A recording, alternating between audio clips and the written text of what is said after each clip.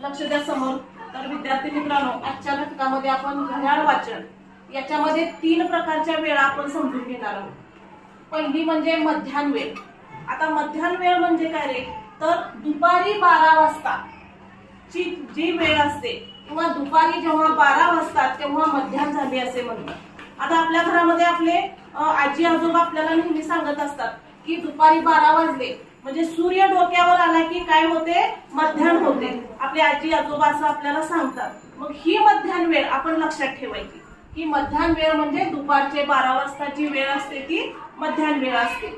आता मध्यान्होत्तर वेळ म्हणजे काय, तर दुपारी 12 वाजल्यापासून रात्री 12 वाजेपर्यंत हा जो कालावधी असतो, दुपारी 12 ते रात्री 12 हा 12 तासांचा जो कालावधी असतो तो मध्यान्होत्तर कालावधी असतो. आणि रात्रीच्या 12 वाजल्यानंतर उद्या दुसऱ्या दिवशी दुपारी 12 वाजेपर्यंत म्हणजे रात्री 12 ते दुपारी 12 हा जो काळ असतो तो मध्यान्ह पूर्व वेळ असतो. लक्षात ठेवायचं. अगोदर मध्यान्ह वेळ लक्षात ठेवा. मध्यान्ह वेळ कधी असते, दुपारी 12 वाजता. म्हणजे तिन्ही वेळा आपल्या लक्षात राहण्यासाठी आपण फक्त मध्यान्ह झाली किंवा मध्यान्हची वेळ लक्षात जर ठेवली त्यावरून आपल्याला मध्यान्होत्तर म्हणजे मध्यान्हच्या नंतर आणि मध्यान्ह पूर्व म्हणजे मध्यान्हच्या अगोदरची वेळ हे शब्द लक्षात ठेवा. म्हणजे आपल्याला वेळा सांगता येतील. आणि यावरून आपल्याला स्पर्धा परीक्षेमध्ये म्हणजे स्कॉलरशिप नवोदयच्या परीक्षेमध्ये जे प्रश्न विचारलेले असतात तर त्या प्रश्नांची उत्तर आपल्याला ह्या वेळावरून देता येतात.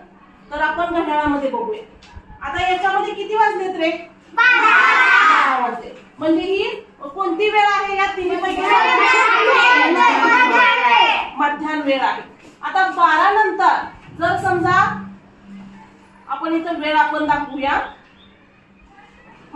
आता किती वाजले, 2 वाजले. म्हणजे ही कोणती वेळ झाली रे, मध्यान्ह पूर्व झाली का मध्यान्होत्तर झाली,